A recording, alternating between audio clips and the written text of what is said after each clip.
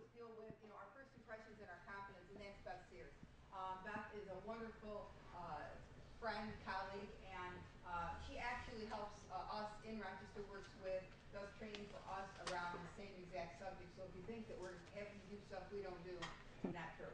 I'm going to just let Beth start your New Year off right with talking to you about how do you do impression management. Thank you so much, Beth. Very good. Thank you, Anne Marie. Thank you and welcome. She's right. It's tough, isn't it? It's tough out there, and as time goes by and you interview for a position and maybe don't get it, does anything happen within you? Yeah. You bet it does. You bet it does. And we're going to talk about some of the things that you can do to reverse that, because you all have gifts to give. And I mean that sincerely, and sometimes we get disconnected from what we have to offer. And one of the things we're going to talk about is how, when we walk into the room, and if we're saying to ourselves, they're not going to hire me either, how it comes through every pore of your being. And then it happens and you say, see? So I'm going to help you to identify what's your role in all of that, and what are some of the things that you might change to end up giving a good impression. 3 seconds. That is all you have to make a good first impression. How much have you told them about yourself? Nada. Nothing. My objectives today are to create an awareness of what constitutes first impressions. What puts that picture together for the people you're interviewing with? Secondly, I want to develop an understanding of things we take for granted that help communicate your brand, and things that we might not even be aware of that communicate who we are. And finally, I want to help you learn about 3 different areas that you can affect to change that first impression that you give to interviewers. How does that sound? Good. You never get a second chance to make a good first impression. No matter what you do, you never get that second chance, and you play catch up if you make a bad first impression. What do you notice? What do people notice that creates the first impression that they have when they take a look at a person? What do you think?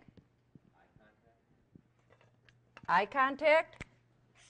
Good. Smile. Smile. What else? Handshake. Good.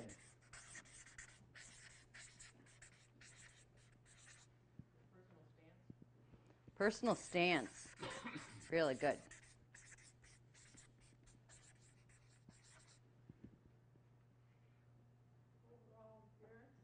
Appearance, you bet.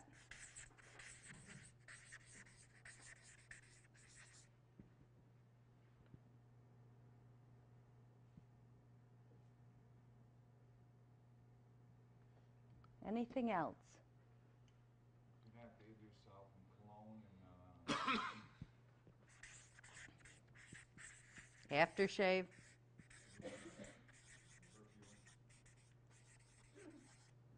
Good. Attitude and verbiage.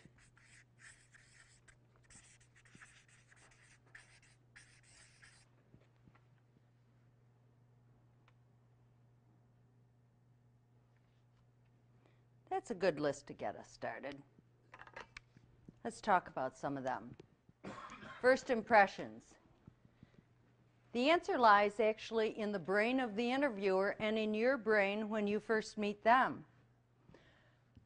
The brain first takes a Polaroid picture of what they see. Psychologists agree that snap judgments are a holistic phenomenon in which clues, mellifluous voice, soft voice, Rolex watch, soggy handshake, hunched shoulders, hit us all at once and form an impression larger than their sum. What does that all mean? Well, it means everything that they see comes together in that first 3 seconds, and they have formed an initial opinion of you in 3 seconds. Wow. So what could happen in 3 seconds' time that would lend itself to an impression?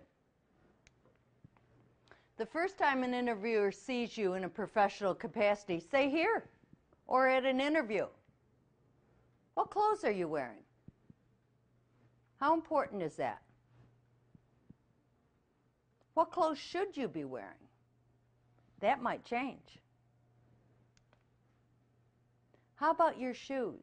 One of the things that people don't understand is that's the first thing that they see.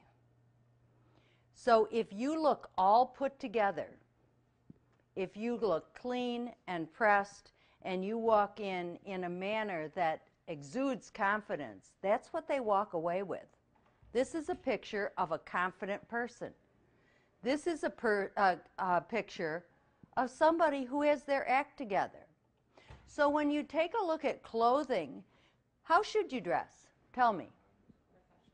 Professionally or? Neat? Or?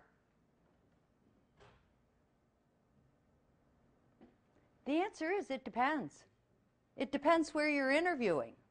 How would you find out what the dress is like at a place? Scope it out. How would you do that?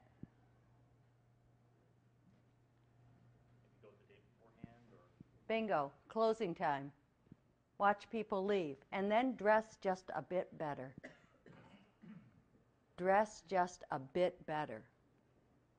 My husband once, when we were early married, he went to a job interview that was working with concrete and everything, and he ended up in a suit. And the guys just started laughing. They said, go home and change your clothes and come back and get to work. True story.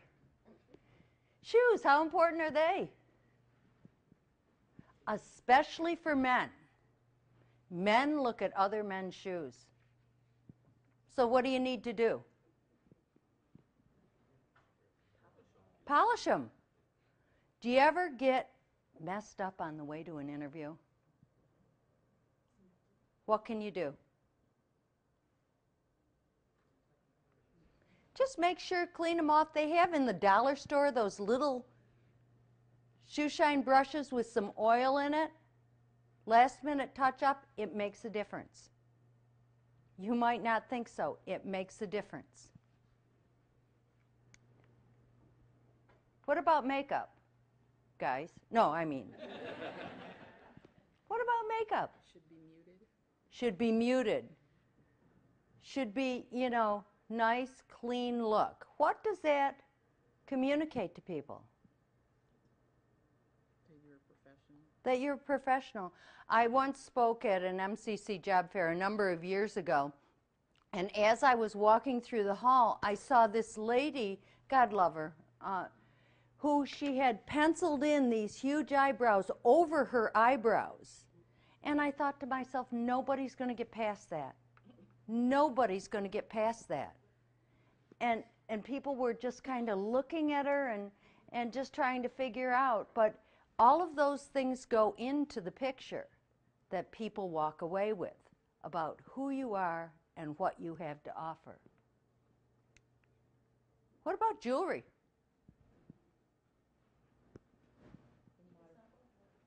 Simple, moderate, things that don't make a lot of noise. I started my career at General Motors 35 years ago. I started at GM, and I worked as an employee assistance professional while I was there, and my job was to help people improve personal problems and things that got in their way of being able to function in the workplace. And I was asked to be on Channel 21. This was probably in the mid-'80s. And I wore the nicest long necklace. And every time I leaned forward, it banged on the table. Lesson learned. Lesson learned. So when I wear jewelry, it's very simple. Earrings are simple, nothing loud to take attention away, because you want the attention to be on your face. You want the attention to be on the triangle up here. You want them to make eye contact with you, not be staring at eyebrows that are penciled in or jewelry that's very, you know, not gaudy, but just busy or noisy. So you take a look at those things and say, okay, These are things within your control, aren't they? That help to paint that picture within those first 3 seconds. How about hair? Neat, clean, guys well shaven. You know, if you have a beard, fine, trim it up. Get a haircut. You know, whatever, just little things. And there are places you can go. You know, I know when you're out of work, money's an issue, isn't it? But there are places you can go to get these things. I'm not telling you anything that I haven't got solutions for. I wish I thought I did a presentation similar to this for the Rochester Professional Consultants Network, and I brought in 3 suits that I had bought, business suits, very, very nice. Evan Picone and Tahari suits. They were originally like $280, $300 each. I bought them 2 for $89 and I had a coupon. I paid like $35 for these $300 suits. Where else can you find clothing? Consignment shops, good high quality clothing that help to put together that polished look. And clothes do make a difference. The way they fit, the way they hang on you, and they communicate something about you, don't they? Eyebrows, I already told that. You know, just take care of yourself. More than ever, people use clothing to communicate who they are. So again, it's about taking a look at who do I want to present that day? And I'm not saying be something you're not, because sooner or later that'll come out. But who are you, and what do you want them to walk away with an understanding of who you are? Because that's truly within your control. So take a picture of what you want to project, and then what do you need to do to put that picture together as far as clothing goes? Because when we see somebody, that's one of the first things we notice, isn't it? When you walk down a mall or something, you really take a look. You know, if somebody is dressed outlandishly by your standards, doesn't mean there's anything wrong with the way they're dressing, but do we ever look at it and go, ooh, and you form a mental picture of who they are, don't you? Oh, must be an artsy type, must be this or that. And we all do it. It's not like the interviewer is doing anything that we don't do ourselves. But these are just some things that you can pay attention to that will dramatically improve your ability to get a job. Plus, when you look good, how do you feel? Do you ever walk a little, maybe? Feel good about yourself based on what you're wearing. Okay, what are people going to see the first time they see you walking or standing? What are they going to notice about you? I did, for one of the groups of people who were in transition, I did this presentation. I'm not kidding you. When I arrived, their faces were about that far off the table. You could see they were really beat up. And I understand that. I mean, it does a job on you. It does a job on this. And this is the most important. The one thing I'm going to talk to you today about is this is what you need to get together. The clothes are a piece of it, but this is what you really and truly need to get together. So, because your thoughts create your behaviors, and your thoughts come out in your body. If you feel good about yourself, how do you walk? If you don't feel good about yourself, how do you walk? Do you walk in, you know, slouched maybe, and the tapes are playing in your head? You know, that pathological critic? We all have one. But people with low self-esteem usually have a more vicious pathological critic, that tape that plays in your head. So when you walk in with confidence. Because as we're going to talk about at the end, you have gifts, and I want you to relate to those before you go to the job. Reconnect. Forget the past things. Learn what you can from the past interviews. And leave it where it is. Yesterday has nothing to do with tomorrow. and what tomorrow will bring unless you stay back there. And I've seen people who lost a job, a corporate job, after a lot of years, and years later they're still angry, frustrated, and it comes through every bit of their being, and it tells something about them to the interviewer. So you gotta forget about tomorrow. I always talk to people, I say, okay, what's within your control? Can you do anything about what happened yesterday? No. The only thing you can do is learn from it, change things. If there was something at the job that you didn't do as well as you could have, what are some of the things you can do to bring that skill up? If it was interpersonal, what are some of the things you can learn about interpersonal skills that will help you to better relate with other individuals? Find those things so when those questions come up at the interview, you can honestly say, I really took a look at myself, because when people get into the blame game, oh, it's the circumstances, oh, it's the recession, oh, it's this, that, or the other thing, you give away all your power to change anything. When I first started my business was kicked off in 2008 in the middle of the biggest recession we've ever had. And I met with a lot of people networking to let them know what I'm doing. And I met with this one friend, Nancy Roberts. I don't know if any of you know Nancy. She's called the Disc Wizard. And she uses disc personality testing. And she said, oh, I've decided not to take part in the recession. Okay, so guess what? So did I. I have had no trouble getting jobs. Nothing. I have been busier than heck for 3 years, and I truly believe it's because of what's between my ears, not necessarily the job skills, because I truly believe I'm not going to have trouble, and I haven't. But when she said that, I went, dang, because you're looking at the recession. There's nothing I can do about this recession. Well, there are some things you can do if you change the way you think. And truly, it has had absolutely no effect on my business whatsoever. So take a look at the way you talk, and what are you communicating when you walk into the room? Are you walking in like this? Hi, nice to meet you. I'm not. Nice to meet you, grandchildren.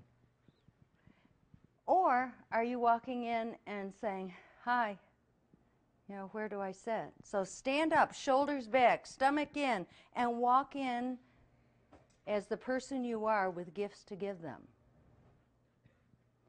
Watch your position, face the person, make good eye contact, smile. Move from barriers. Very often there's a large desk between you. If you can, you know, go around and shake hands at the side. You know, try to remove barriers between you and the person. You know, watch the nonverbal status symbols that you're given. And there's a whole science when it comes to nonverbal. My PhD's in communication, and there are people that specialize in nonverbal communication. And when there's 3 people in an organization, the one with the most status sets the pace that they walk at. The person with the most status takes up the most space. And we as women, aren't we taught, oh, be a lady. Do be a lady. So very often, we will sit, taking up very little space with our stuff neatly in front of us, and you'll look at the CEO, who might happen to be a male in the company, and he's like this with his stuff. Am I wrong? No. So I'm not telling you sprawl out like that, ladies. What I am telling you is, you know, just don't confine yourself. Don't sit there like this. Maybe spread out a little and let them know that you have status as well. Not that it's a threatening, not so that you become threatening, but just to change the perception that you give off. People appraise your visual and behavioral appearance from head to toe. They look you over. They observe your demeanor, your mannerisms, your body language, and even assess your grooming and accessories, your watch, handbag, briefcase, With only 3 seconds, you make an indelible impression. So what are some of the things that you can control up there? What are they? Be clean, yeah. What else? The handbag, we don't think about the sizes of our handbags. A lot of times it's great, you know, if you're hanging out with your girlfriends, but if you're going to an interview, you may not want to have The big, huge, good point. What else?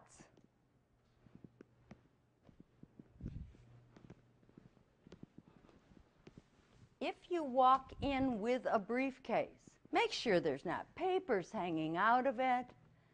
There's not, that you know where things are. I very often tell people, before you go to an interview, pull off to the side of the road, just down the road. Make sure you know where what is. Resume, what else? References, what else? Business cards, what else?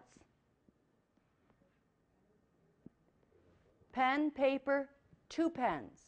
Why? One way you run out of ink. Exactly. What might that communicate? Absolutely. Absolutely.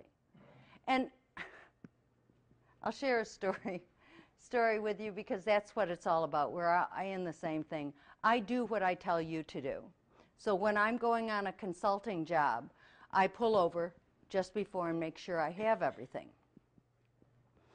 Well, I was going to this place, pulled over to the side, happened to look in the back seat.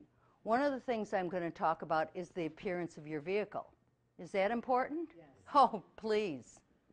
Absolutely it is. When I go to a consulting job, my car's clean. But this particular day, I looked in the back seat, and I used to take my kids back and forth to Hochstein for violin lessons, and there were car seats, half-eaten suckers, looked like a landfill. So I quickly did what? Cleaned it up. Where did I put the stuff? In the trunk. Absolutely. You make a good impression. I go to pull out. I pull in the parking lot. I thought, that's kind of funny. I get out. I have a flat tire. So I decide I'm not going to say anything. Might that lend itself towards their perception of you? Sure. So I say nothing. I go in there. I'm interviewing 3 executives that run the place. I interview the first gentleman. He leaves. Second gentleman's coming in. I hear, will the owner of a black... It's mine. That's okay. I know about it. I've contacted, my husband. Not a problem. Interview the second person. They leave. Third person's coming in. The first guy comes back and says, your husband isn't here. I said, not a big deal. He will be. He said he'd be here.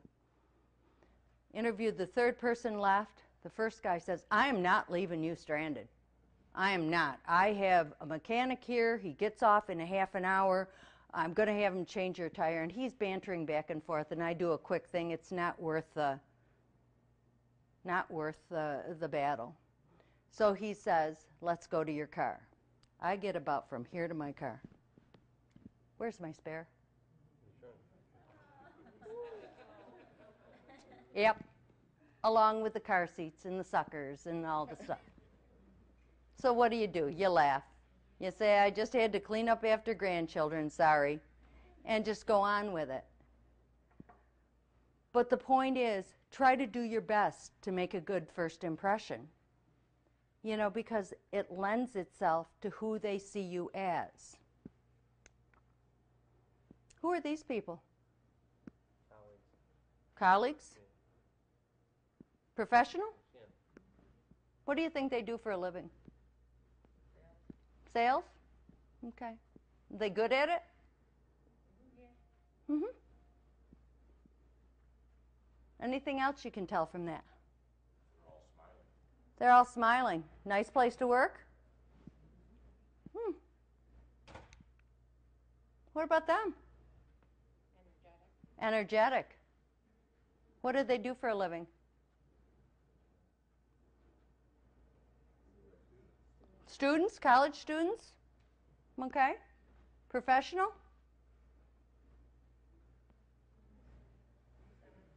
Semi? Are they good at what they do? Yeah? Okay. What about him? Swagger? Slacker. Slacker. Mm-hmm. Is he good at what he does? Not in my impression. Not in your impression. Wow.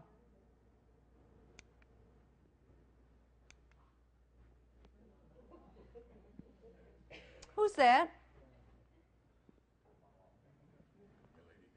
Lady Gaga. Are they talented? They could be. Artsy. You know, the truth of the matter is we don't know a darn thing about any one of those people, do we? But every single one of us said, oh, I know who they are. Based on what? Their appearance. Appearance makes a difference. Appearance makes a difference. You've just proven it to yourself because you decided who they were just based on what they looked like. Have you ever met somebody who looked less than professional, and when you got to know them, they were so talented you could not even believe it? When I was working as an EAP at GM, a woman came in and she immediately told me her son needed help. He was addicted to heroin. Would I help? I said, absolutely. And then she went on to tell me about her other two successful sons, one who was going to Brown, one who was going to Yale and going to be a doctor. And she didn't know what was wrong with him. Well, that's an indicator. So I said I would be more than happy. He was having trouble going to his first evaluation. I said, why don't I go with him? And so I called him and I said, I'd be more than happy to meet you there. Well, I'd never met the young man, so I didn't really know what to look for. But then I heard the chains coming up the stairs. I hear piercings in places I didn't know they pierced. Ivory tusks hanging out of his ears. And I got to know him, and he got clean, and he got off of heroin after a while. Took a couple tries. I have yet to meet somebody with such depth. I mean, this young man was absolutely amazing. And he said, you know, I'm reading the Bible through again. I've read it through twice, but I'm reading it through again. And I had this sixth sense of humor. I'm a Presbyterian. You know how stiff they are. I apologize to any Presbyterians in the audience, but you truly know what I mean now, don't you? I thought about putting him behind a screen and having him talk, and then having him walk down the center aisle and watch the people fall out of the pews. Because they would not be able to connect the dots and see that this individual, this creative young man, could possibly look like that. But the point is, people see you, they form an impression. So be careful about the impression you leave. Somebody mentioned smiling. How many people smile a lot here? The truth of the matter is only a third of us do. All of us think we do, or most of us think we do. Only a third of us do. A third of us have neutral faces, and a third of us are pretty somber. So just become aware of how often you smile and how often you're nervous, because again, whatever's inside comes out non-verbally. Personality factor. Have you ever met somebody at work who has a personality that can get anything done they want, and they aren't necessarily the most talented individual? How can they do that? Positive attitude. Positive attitude, and it's because people like them. If people like you, you will get things done and you will get the job. Connect with a person on an emotional level. You know, really help them understand who you are as a human being. Let them know some of those things you might do voluntarily. Working with Boy Scouts, Girl Scouts, you know, shelters, whatever. Help them to understand that piece of you as well. Find out your nervous gestures. Do your hands fly? Do you stick your hands in your pocket? Do you get nervous and jingle change? You know, natural enthusiasm should occur naturally. It should just flow. So just take a look at how you do. Do mock-ups. Have somebody interview you. Videotape yourself. See what you look like. You know, those little flip videos or stuff like that are excellent for that. What will people think the first time they see your car? Is it clean? Is it a mess inside? You don't know who's parking beside you in that lot. You really don't. How about your implements? When I first started my business, I hired a business coach, and he said, you really need to get a Mont Blanc pen. So I go home and I look it up, and they're like $1,200. What are you kidding me? But yet, if you come with a Bic pen with the end chewed off, does it communicate something? You know, take a look at the pens you're taking. Seriously, you can have an inexpensive pen that looks good. And yet, I use cross pens a lot. You know, and they look good, they look sleek, they communicate something, and yet they're not $1,200. What watch do you wear? You know, I saw a gentleman, he was wearing a Mickey Mouse watch. Does that communicate anything? Yes. It doesn't mean it necessarily has to be a really expensive watch, but just something that's nice looking. How about your briefcase? Are there papers falling out of it? Is it organized? Do you know where? If they ask for something, do you know where it is? If you've sent your resume, should you take a copy? Yes. Absolutely. 100% of the time. Have it in a folder so it doesn't get marked up. If they ask for it, just pull it out. Or if they're searching for something, show your organization and say, oh, I have a copy if that'd be easier. And just hand it to them. What does that communicate? Exactly. Exactly. Business cards. Now, I know lots of times you're told to go to Vistaprint to get business cards. Having a Vistaprint card rather than no card is absolutely essential. But if you can, I would get a business card without 250 free printed on the back, because that communicates something, doesn't it? Doesn't it? So, and call them by name. And I'm not going to tell you this isn't something I struggle with. Does anybody know how to remember somebody's name? You hear their name, you repeat it at least once or twice in the next few seconds. Nice to meet you, John. Thanks for the opportunity, John, for the interview, or whatever it is. If it's an odd name, what should you do? Ask them to repeat it. If you knew beforehand, write it, write it, write it. People get really offended if you call them the wrong name or spell their name wrong. So try to remember names, repeat it as often as you can, quickly, right after. Also, try to, if you do forget, that's not a big deal. Just say, you know, my apologies, could you please spell your name for me? Or could you please repeat your name, or something, just to let them know you care enough to ask. I worked with a guy once, and he came in, he goes, whew, I got caught. I said, why? Floyd, what happened? And he said, well, I saw this guy, I knew I'd worked with him, had no clue who he was. And he goes, hi, guy, how are you, buddy? You know, and the guy said, well, will you send me some information? He goes, well, spell your last name for me. He figured if he knew the last name, he'd be able to figure out the first one. Yeah, I remember it was a little odd spelling. Smith. Oh, I wasn't sure if it was with a Y or an I. Hello, you know? Don't fake it. You know, just say, I need to know how to spell your name. What will people think when they see your resume? I'm sure Rochester Works says your resume should be an action-oriented resume. You should not write what you did, but what you did for the company. One of my favorite stories is a young woman I went to high school with.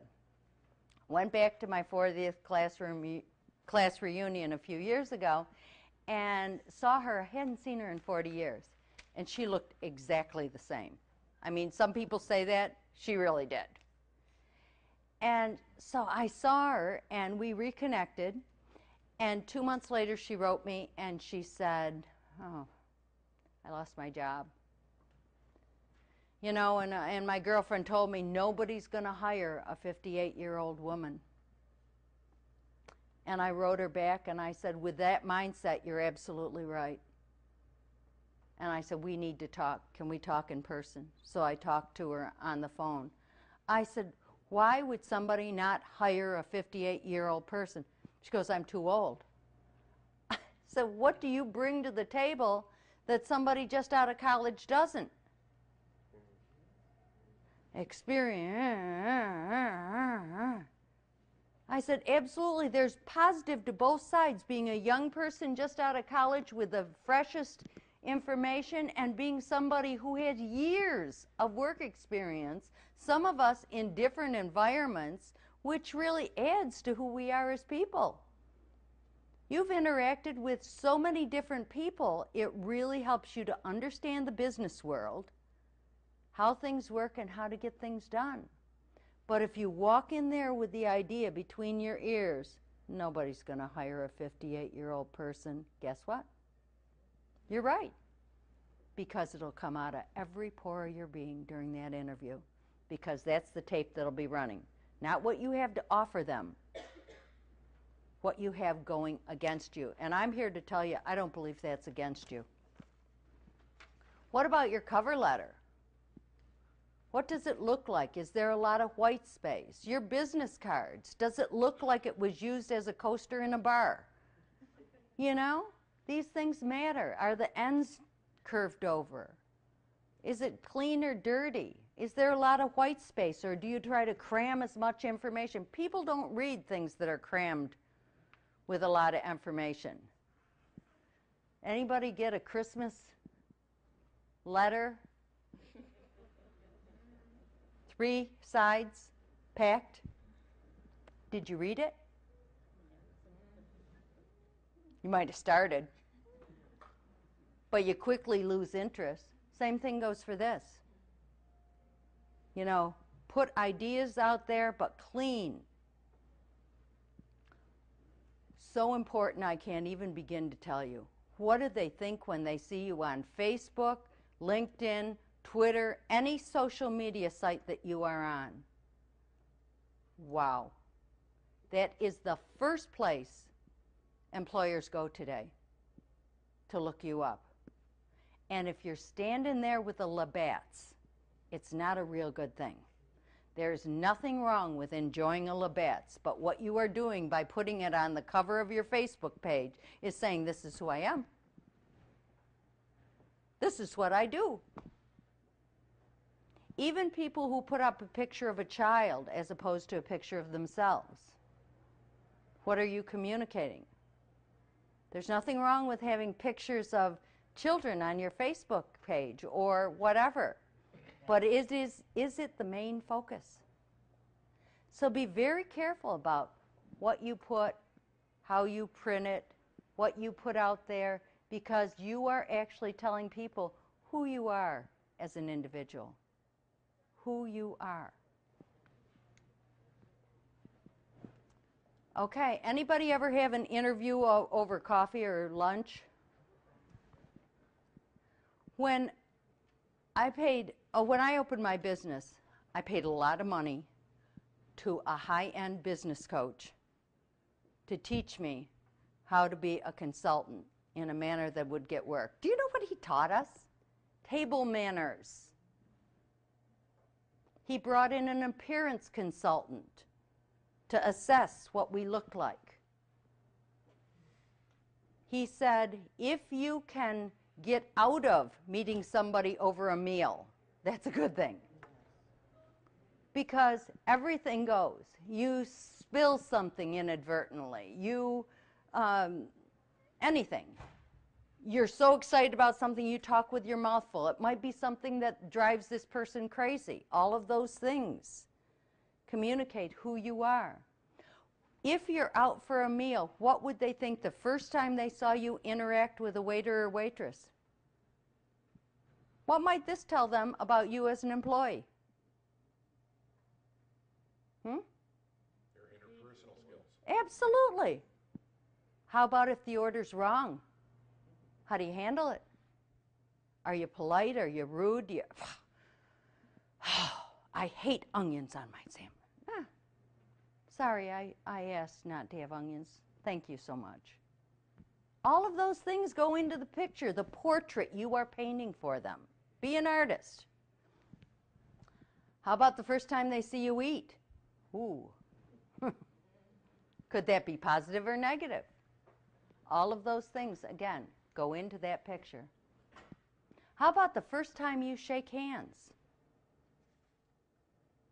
When you shake hands, it should be a firm handshake where you grab the person's hand and just a couple shakes firm. Have you ever had somebody who grabs your fingertips and it's just, what do you think? They don't want to touch me. They don't want to touch me. What else about them? They're not confident. They might be a little wishy-washy. How about somebody who goes the other extreme? Hi, glad to meet, and continues to shake your hand? Yeah. What might that communicate? Aggressiveness. We don't think about all of these things that quickly paint that picture of who we are. What about getting a text during an interview or a phone call? Do we ever forget to shut off our phone? Yeah. Don't take your phone. I like that. I like that. Turn off your phone. You get a text or something, what should you do immediately? Oh, my apologies, and shut it off. Without even looking. Unless you have somebody in labor, or a parent who's dying, or something, if that was so important that you felt you needed to. I presented a few weeks ago at 500 female corrections officers up in Buffalo. And when I figured out my schedule for presenting, my daughter was pregnant, and I knew she was due October 24th, so I didn't book anything. She always goes over, but I didn't book anything after the 19th. So we get to her appointment, and they say, well, you made it to your due date, the 15th. And I went, what? I thought it was the 24th. She goes, that was my original one. They changed it. Didn't I tell you? No. So I went up there and I said, one thing I say when I present, and I didn't today, is I'd like everybody to please turn off your cell phone. That being said, I want permission to leave mine on. And people smiled and laughed and said, sure. But then if it went off, they knew ahead of time that I'm not choosing, something that's more important than that, well, maybe. But no, you know what I'm saying? They knew it might be coming, so it wasn't a shock or an interruption. And fortunately, I had 6 presentations in 8 days. I finished my last presentation Friday at 4 in the afternoon. She delivered at 6 in the morning the next morning. Thank you. So we made it. But all of these things, the first time you have a phone conversation with them, a lot of the first interviews are on the phone, aren't they? What can you do when you're on a phone interview? What should you be wearing? Same thing what you would if you were interviewing. Exactly. What you wear influences how you communicate. If you're sitting there in sweats, it'll come through a more relaxed tone. What else should you be doing? Standing up, exactly. It influences how you communicate. What else? Smiling. Do you know telecom places train their people to have a mirror in front of them so that they smile before they answer the phone? Because it influences how your voice comes across. And that's all on a phone interview you really have. And very often we focus on the words that we're going to say to somebody. But the truth of the matter is, out of 100% of the emotional meaning of the message, 100%, what percentage do you think comes through the words? What do you think? 50? What else? 20? 7 to 10% is all that comes through the words. Where's the rest of the meaning come through? Tone and inflection. And if it is in person, what's the other part? The nonverbal piece, what they see. I can easily show you. I can say, thanks a lot. I can say, thanks a lot. Same exact words. What changed? Exactly. And when we get nervous, our tone changes. And when you go into an interview, are you nervous usually? Yeah. So you need to really pay attention to the tone of voice you use. Really pay attention to it. So some of the things that you can do is really take a deep breath, spend a few minutes just calming down before you go in there, getting your head in the game, making sure you know that they'd be lucky to hire you. Interview them. See if they fit your needs. But we go in there with them interviewing us and saying, you know, please, I need a job. No. Put your head in the game. Clearly speaking. Speak clearly. When we get nervous, what happens sometimes? We stumble over our words. Absolutely we do. What do you do when that happens? Stop, take a deep breath, and slow down. Slow down. Think before you speak. Practice questions. I know Rochester Works has told you this. Practice how to answer questions. If you had an area, they say, what's your area of weakness? I don't have any? Mm-mm. What does I don't have any communicate to them? You don't know enough about yourself. So what you say to them is, I found by looking and taking a good look at myself that at my last job, one of the areas of improvement that I needed to make was da da da da da. And since then, this is what I've done to resolve the issue, but only if you've done something. And I would sincerely suggest you all do that. Take a look at your last position. What went well? What didn't go well? What are some of the things that you can do to improve the way you communicate, the interpersonal piece of it? That is, in today's workplace, interpersonal skills are more important than job skills. We all know people who have incredible job skills and can't relate to anyone, don't we? We also know people who have amazing, interpersonal skills and might not be the top of their class. Who gets promoted? The person with the interpersonal skills is the one who usually gets promoted. The person with the good interpersonal skills. So smile, practice the questions, know your answers. Don't lie during an interview.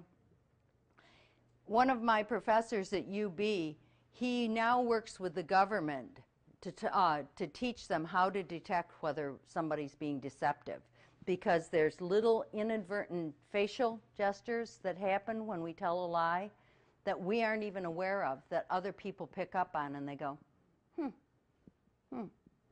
So make sure you don't lie during an interview. Be open and honest about things, but again, tell them what you're doing to change it. One of the things I always suggest is take a look at what you've done in the past. What are your strengths? What are your gifts? Study the company. What are they looking for? Then where do the two meld together? What gifts do you bring to this company? Think about things you did well at your last presentation and weave them into the presentation. They ask you a question, say, you know, that reminds me of a project I worked at when I was at Xerox. And this is what I did. Or this was the outcome. We increased sales by, we did this, that. Because very often we go in there and we want people to know about us, so we do a data dump. Blah, blah, blah. No, Weave it in. They don't care what you did. They don't care what you did. They only care what you can do for them. That is the only thing that interviewer wants to know. What can you do for this company? And are you the right fit? Do you fit interpersonally? For a while I was studying great places to work, and I went out to Zappos shoes. How many people know about Zappos shoes? I knew the women would. And a few guys, because they sell high-end shoes. And when you get hired at Zappos, you spend the first 2 weeks and they teach you about the culture of the organization. It's a wild culture. If you ever go to Las Vegas, they will pick you up at your hotel, drive you to Zappos, give you a free tour, and drive you back. And it's well worth just experiencing it. First 2 weeks they teach you about the culture and see if you're a good fit, and at the end they offer you $2,000 to leave. Why?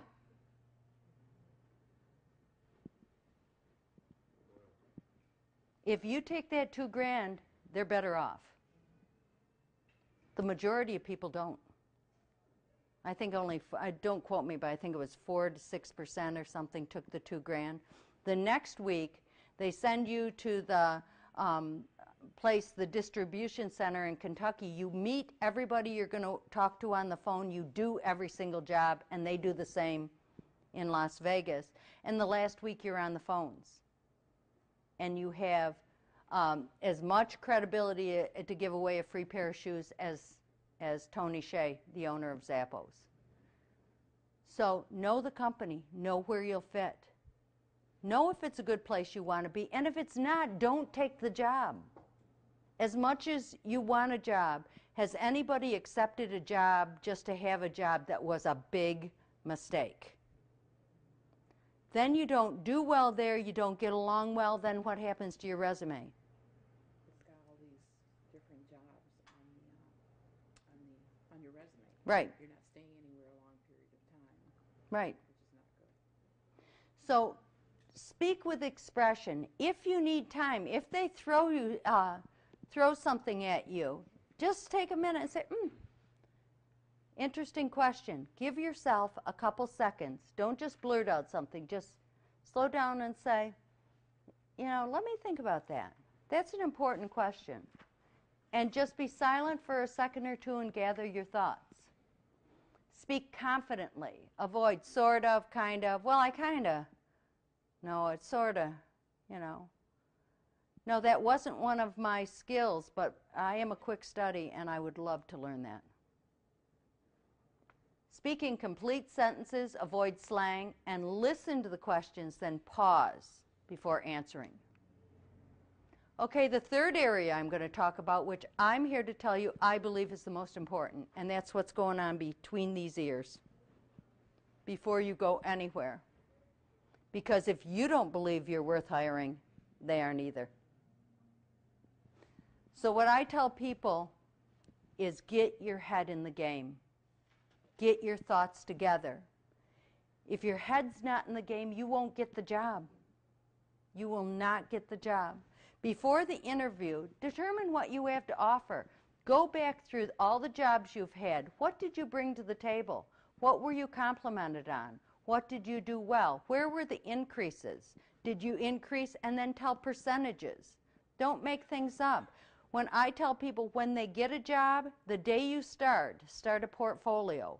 Every project you finish, put a one-page summary sheet in it and put it in there. So then when your yearly evaluation, which I don't believe in, you shouldn't wait a year for an eval, but that's another whole seminar. When that comes up, go through this and maybe even send your boss a list of the different things. Say, these are the areas that I worked on. If you have any questions in any of them, please let me know, and I'll be happy to bring the information. What does that do for them? Helps them. What does that do for you? Makes you feel confident. Makes you feel confident. Reminds you what you did. You don't remember a year before. You remember the last 6 to 8 weeks. And that's what you talk to. So it helps you to really make a mental note of all that you've offered throughout that time. Those meetings should never be a surprise. There should be constant communication throughout the year. Think of the accomplishments, write them down, write down the outcomes, but not only in your workplace, what about some of the volunteer activities you do? Any awards you've gotten in various things? Bring those to the table. They all count. They really do. Sometimes I'll be talking to somebody for a job and somebody will say something about working with youth, and my husband and I do a lot of that work, quite truthfully, and we were working on Camp Adi Canaan, which was a youth camp that ran in the 50s and 60s and then fell in disrepair, and we held camp for the first time last year after 3 years of work. And they talked about that, and I said, oh, I just went through that, and this is what we did, and I helped them resolve a problem in their volunteer organization just by bringing that to the table, and they were very grateful, and it says something more about you and what you value. Your thoughts. If you think you can, if you think you can't, you're right. You are right. Whatever's going on here will come out through your body. Interview them. You have a lot to offer. I started telling you about Mary, the girl from the class reunion, and how she was told nobody's going to hire a 58-year-old woman. So we started working together. I said, listen, let's talk about this. And I looked at her resume and gave her some hints and everything. I said, I want you to write down your perfect job, everything about it. Well, she actually wanted a job in a different field. I said, I don't care.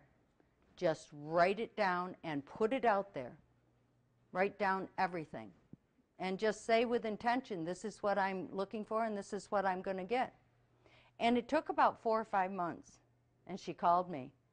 And she said, I got the job. I've been there a week and it seems like a really good fit. 3 weeks later, she emailed me. She goes, and EA, I'm EA, my initials to my friend. She goes, EA, they're having me train other people. 4 months into it, she got a promotion. This is the woman that nobody was going to hire because she was 58 years old. And she loves what she's doing.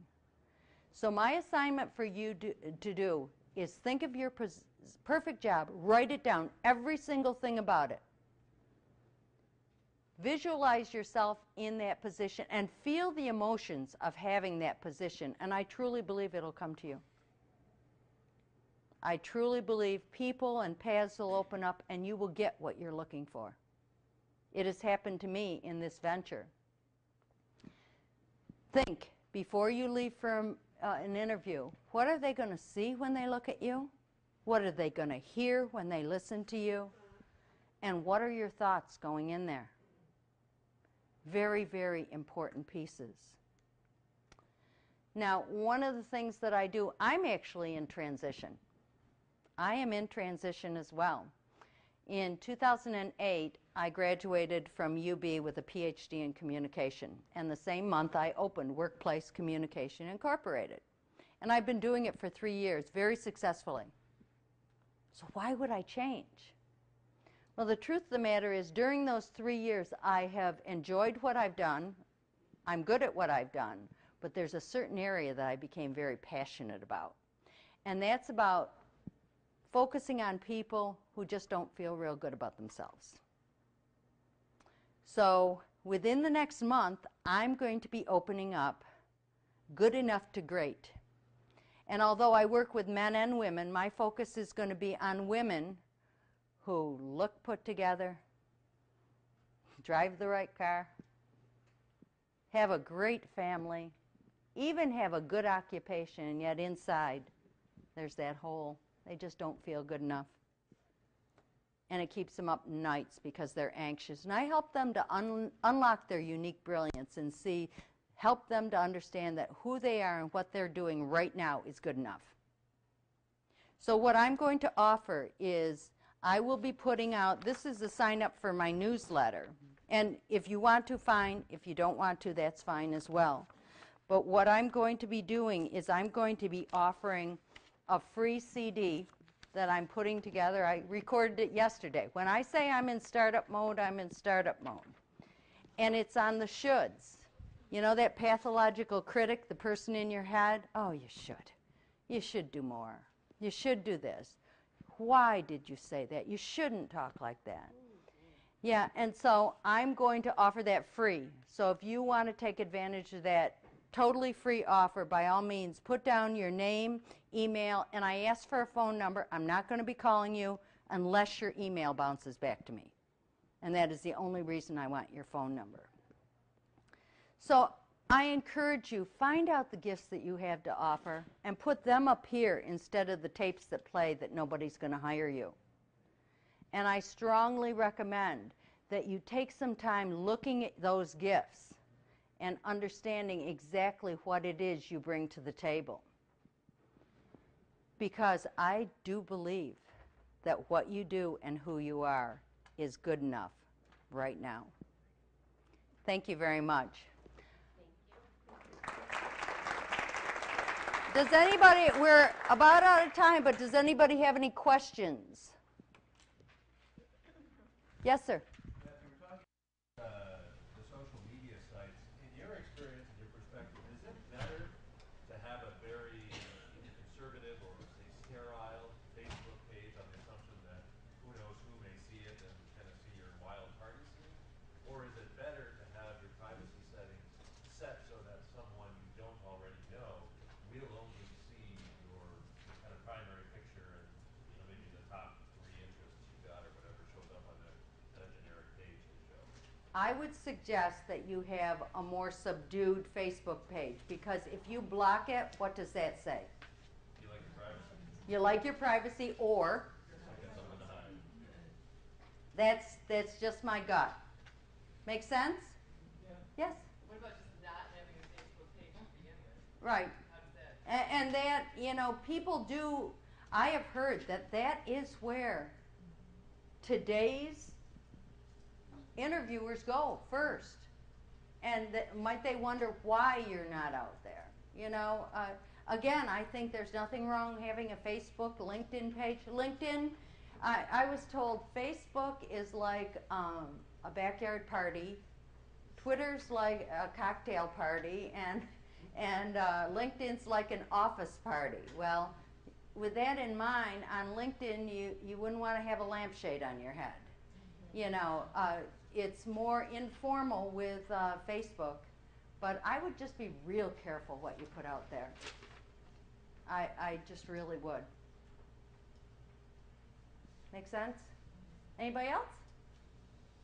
If not, good luck on your journey. And if I can help in any way, I have my number there. Call. Thank you.